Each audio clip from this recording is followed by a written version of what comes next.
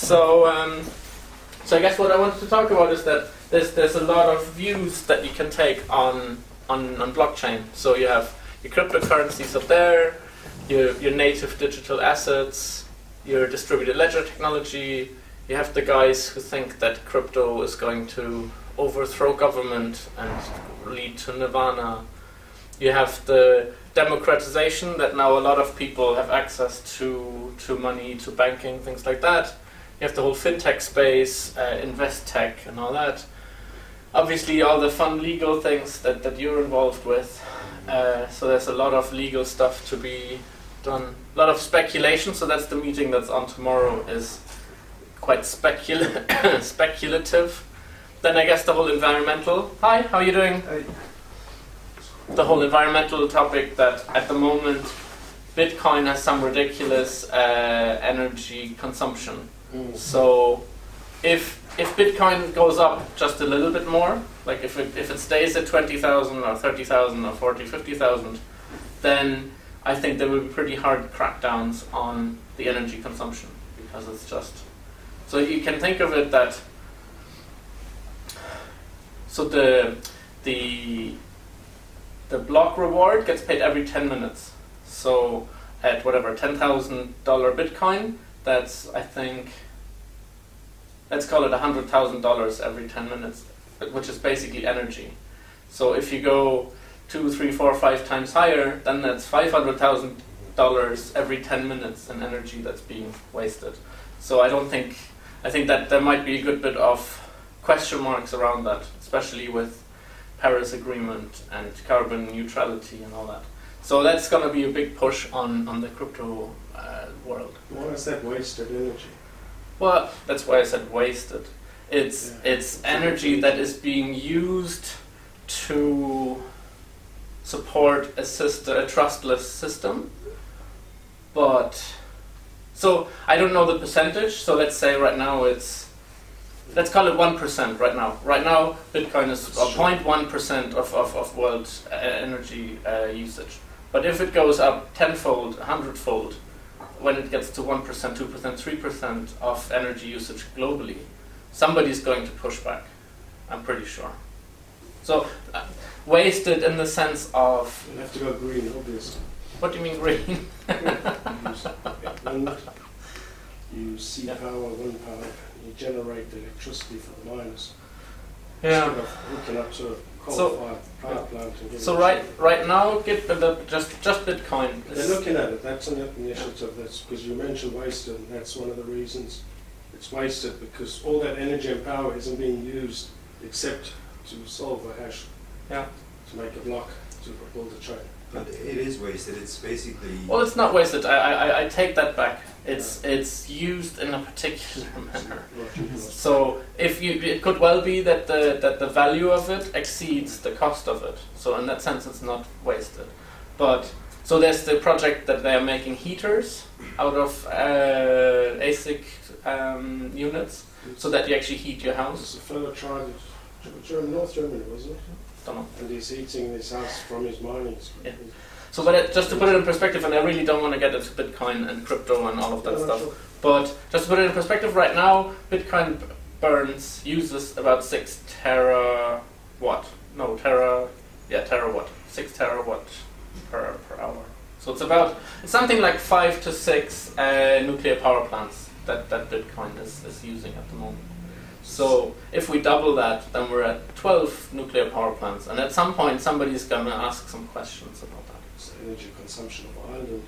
Oh, it's much more than Ireland, I think. No, every day they're using as much as we generate. Yeah, okay, so yeah, but it's very significant. Yeah, it is.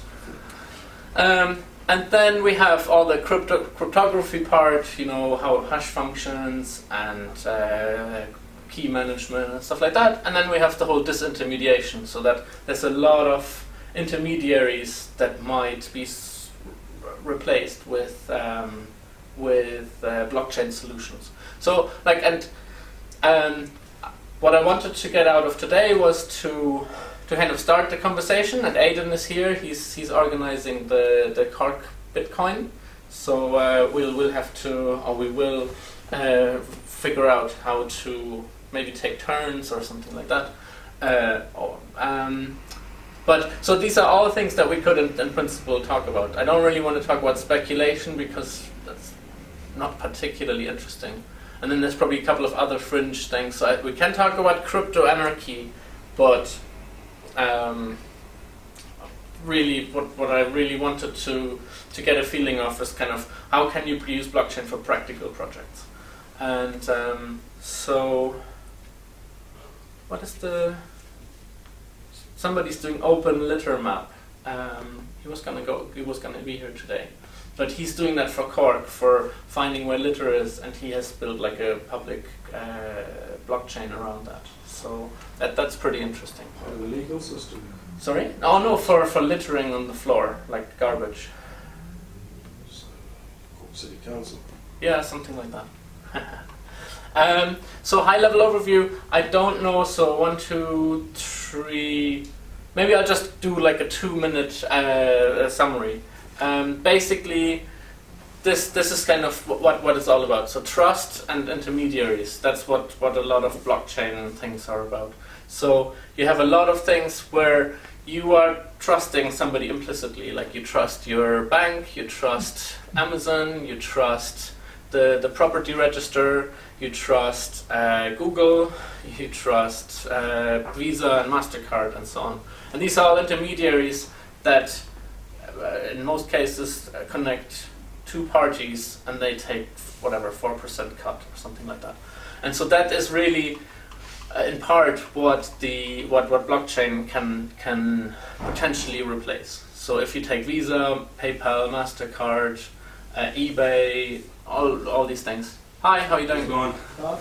Then these could, in principle, it's all about trust. So at the moment there is a third party that you trust, and in principle it could be a trusted ledger that fulfills a similar purpose. So many of these also have additional functions. So some of them offer insurance and escrow and things like that, but there's no, apart from some organizational manpower reasons, there's no reason that not a lot of these could be supplanted with blockchain solutions. So there's already a blockchain for something similar to eBay. There's something similar to YouTube on blockchain. So it's all about connecting the producer with the consumer, connecting the provider with the recipient, the seller with the buyer, and so on. And so if we had a shared ledger, then we could do that. So at the moment, a lot of the internet looks like this. There's one server, lots of nodes at the periphery, and so that's the classical way of doing it. And then in blockchain, we have this distributed ledger where there's kind of a distributed network, a mesh, and so a couple of parts to that. So we have a ledger that keeps all the transactions. We build a consensus. So if the nodes in this room are the blockchain, then we have rules of what is valid and what isn't valid. So for example, if I speak German, then a lot of you will not consider that as valid because maybe you don't understand it, or because it's so that those are kind of the rules that or in school you have the rule that students have to raise their hand before they speak. So those are kind of the consensus rules, and if people don't obey or abide by the consensus, then their contribution gets ignored, basically. We have the aspect of tamper proof, so that you put something in the ledger and basically it can't be changed afterwards. So that's a bigger conversation, but that's the basic principle, that using cryptography, each of you have a private key, you sign all of your transactions, and those transactions get written onto the ledger, and then it's almost impossible, let's say on Bitcoin or Ethereum, to change those transactions. The public blockchains are public, so anybody can join, anybody can view all the transaction information, anybody can make transactions themselves, and we have the transactions that change the state. So if I send you money, then my account gets diminished and your account gets added onto, and that has then changed the state. And everybody here in the room has witnessed that, because everybody's keeping a ledger, and before everybody's ledger said Johannes has 10 euro, and now everybody's ledger says that you have those 10 euro. So that's the basic principle. So we need a crypto. Sorry? We You need a cryptocurrency to run the ledger. Uh, The transacting value. That's one use case. That's one use case. So Can you do it without the need for an incentive token? that is under certain conditions. I think you can. Yes. So I'll get to that in a moment. So just, and then I don't want to waste anybody's time because most people here either know it or saw it in the last presentation. But so we just have the basics. So we have transactions. I send you money, you send him money. Loads of transactions. They get grouped into a block, and the block gets written into the ledger. So that's and there's lots of checks that go on. So everybody in the room checks that my transaction to you is valid. That I have €10 to spend. That I have the right key for the money that I'm trying to spend, and so on. Then we have the chain of blocks here, and they get chained. So if you change anything at an earlier stage, then anybody can see that the checksums, the hash doesn't work out anymore. So you can see somebody did something wrong, and then it gets dropped. That transaction that would have been invalid. So on Bitcoin, Ethereum, we have proof of work. So that the idea is, if you didn't have, so the basic principle before the Satoshi Nakamoto paper was, how do you prevent Sybil attacks? So there's two big problems. One is Sybil attacks, and one is double spend. So double spend, that's the problem that's not really going away. Every cryptocurrency has that. So if I spend €10 to you, and then I spend €10 to you, that's a double spend. And the system needs to figure out which came first, and keep the consistency. Because if I spend it twice, obviously we've violated internal consistency. So that's a huge problem, and that is actually part of the consensus protocol. So once there's an example of it. There's probably other examples. Yeah, Yes. Yeah. Do you want to give another example? Well, just to expand on that, Yeah. Julian Hospitanext, he came up with a thesis that if you buy Bitcoin Cash, for example, Yeah. you throw it into the exchange, Mm-hmm. you can, plus you're mining it, Mm-hmm. you can do a 51 attack on it. That's a different attack. Yes. Mm-hmm. Same basis. Anyway. That's so one way of you were achieving saying, that. yeah, Yes. so you could build up the block, keep it secret, you don't have to tell anyone until you're ready, you're one block ahead, then competitors, therefore your block's the longest, that money cannot be spent here. Yeah. Isn't it You valuable? need it to be the longest and the most amount of work. Yeah. So that would be the issue. We can definitely. I'll just go through the slides, and then I'm very happy to discuss it. Okay. So in principle, so that's also the other thing is that so you have these blocks, and on Bitcoin, a block gets added every 10 minutes. So my transaction to buy coffee, it goes in after 10 minutes. Then your transaction to do something else goes in after another 10. And depending on how much money is at stake, hi, how are you? Depending how much money is at stake. So ideally, if it's not a trivial amount, if it's an amount you don't want to lose, you should wait 1 hour. So that's 6 blocks. And after 6 blocks, the cost of reverting that becomes quite infeasible. So the cost of reverting 6 blocks is something like at least several 100,000, probably a lot more, because you have to outrun the network, so it's probably in the millions. So you should, ideally you should always wait on Bitcoin, you should always wait an hour, which is 6 blocks, and then it becomes financially and cryptographically infeasible to revert a transaction that happened 6 blocks ago. So that was double spend. Double spend is I spend once, I spend twice. So I spend once, you give me gold bars, and then I spend twice, and you give me gold bars. And so now I have 2 sets of gold bars. So that's a double spend. The other attack is a Sybil attack. And so the Sybil attack, the idea there is that if you have a network, you can have you can create as many nodes as you want, and they all join and they all vote. So I go in, I create a Sybil attack in this room, I create 50 nodes, and I will always have the majority. And so the way that is solved at Bitcoin is using proof of work. Because every one of the 50 nodes that I create has to burn energy. It's that the incentive goes away, because now I have to burn 50 times as much energy. which makes it incredibly difficult, or which creates a disincentive to do the Sybil attack. Let me just see where we're going with this. So I think since there's so few of us, just one thing you asked about, can you do it without the incentive? So there's this idea called consortium or permission blockchains, and so I initially didn't like it. It sounded like something IBM would come up with, but there are some use cases or some, and it's still kind of being developed. You know what has to be in place. So there's a couple of projects, and this is a little bit small. So there's Hyperledger Fabric. So that's a permission blockchain. There is Hyperledger Sawtooth. So Hyperledger Fabric was developed in part by IBM and open sourced. Hyperledger Sawtooth was developed by Intel and then open sourced. And Quorum is an Ethereum fork that was developed by JP Morgan Chase and open sourced. And so the basic idea behind permissioned blockchains is that if you're a blockchain and I want to join, you have to invite me in. So not everybody can join a permissioned blockchain, it's invite only. And also on the blockchain themselves, you have permissioned access to transactions and to smart contracts and things like that. So only people that have been allowed to create smart contracts can create smart contracts.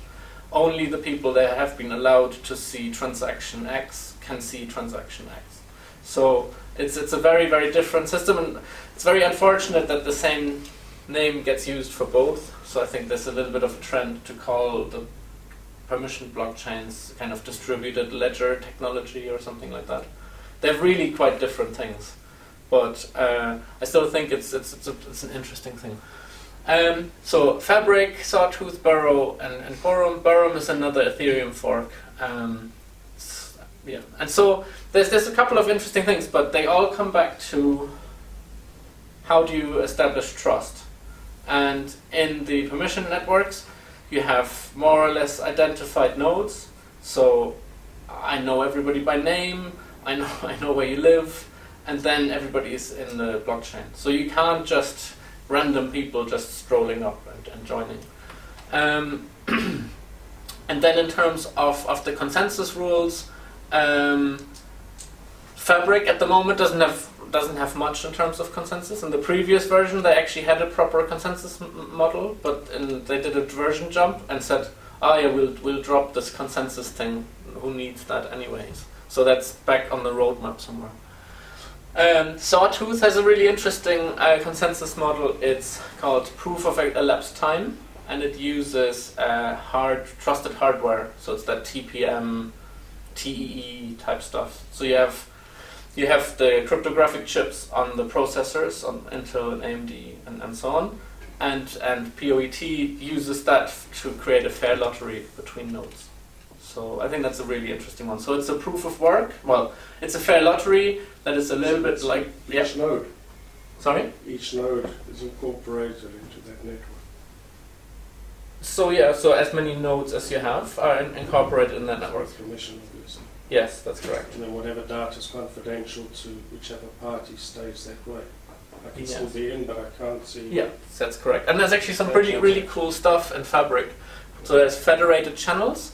So that means that, let's say the three of us, we're going to create a channel because we have some deal we want to do.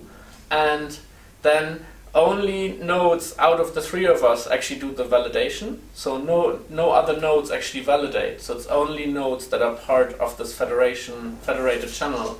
So that's actually quite interesting, because one of the problems with privacy and confidentiality is that if everybody validates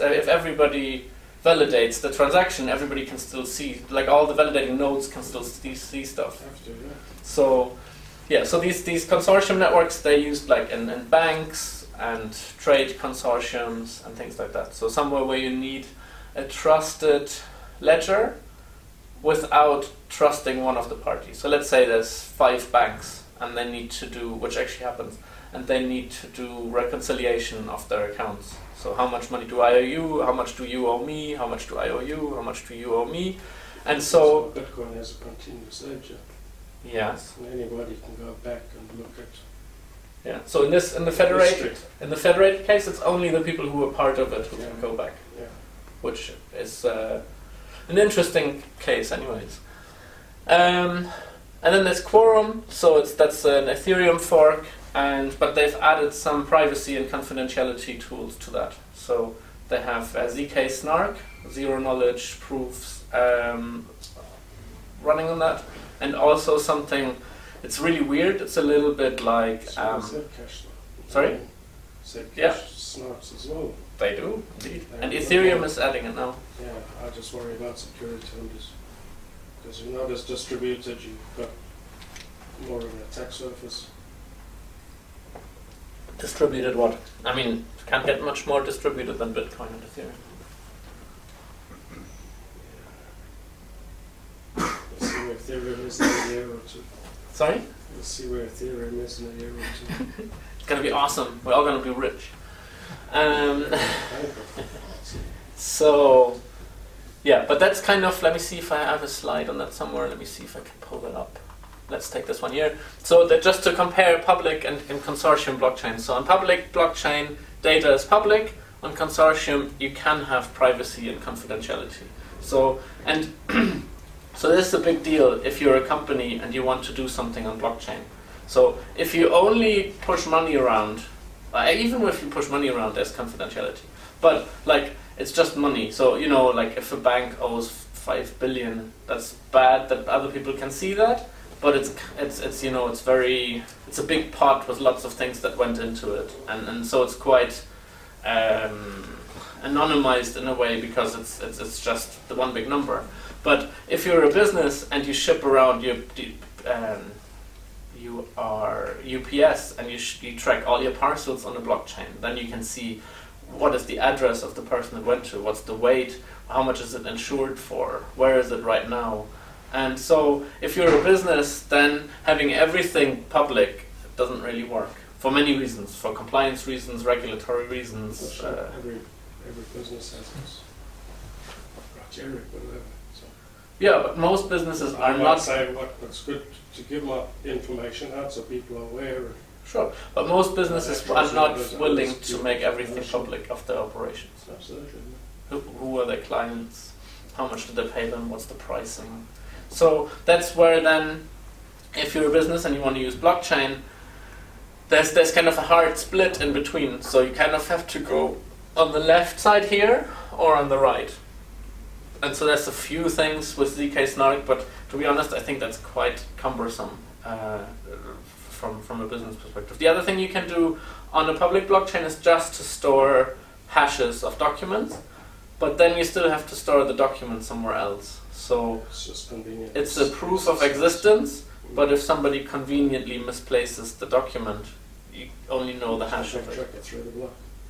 You can backtrack the hash. You can backtrack the hash, but you can't recreate the document if it got lost. How big are your blocks? For what? To run. Huh? Say $5. Say, so I've got 100 gigs a day of data that I need to. Yeah. So I'll just take the hashes, obviously. Sure. Bang. So there's my chain. Yeah. It's on your chain. Yeah. Because I'm running it off your platform. So. Yeah, that's fine. But if you lose the documents, then they're gone. Yeah, it's the whole idea, isn't it? To lose the documents that are gone. You can make a mistake and you can't get. Let's say we make a contract, right? We make a contract that you sell me your car, yes. And so there's a contract of us actually selling the car, and we take a picture of it, and we take a hash of the picture and put that up. Yes. And your computer crashes, and I decide to intentionally lose the document. Then the document is gone. There's no third party that still has it. It doesn't not go into the block. What?